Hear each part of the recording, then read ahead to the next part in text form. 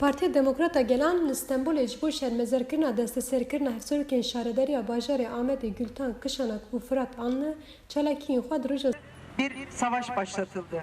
endamê Meclisa Partiya Demokrata Gelan Asiye Kolçak li çalakiyê daxivî û got desthilatê AKP li dijî Partiya Demokrata Gelan şerê siyasî û şerekê îradeyê de dest pêkirin û pêşiya siyasetê digire.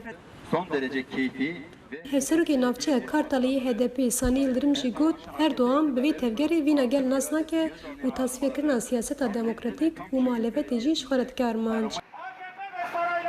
Her wiha hevserokê HDP Selahattin Demirtaşê di derbarê desteserkirina hevserokên şaredariya bajarê Amedê Gultan Kışanak û Firat Anlî li Amedê axivî û got di rojin li tevahiya Kurdistanê înternet hatiye qutkirin. Ji bo rastiyan ve şîrin înternetê qutkirine. Ger ku qenalê medya girtî bin rastiya vir nayê dîtin. Lê em dê mal bi mal bigerin û rastiya xwe ji her kesê re bêjin.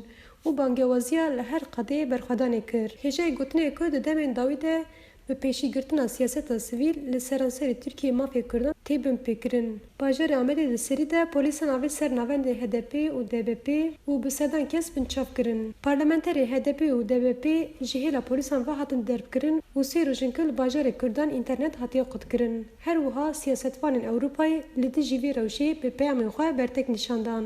Zozan Yaşar, Dengê Amerîka, Stenbol.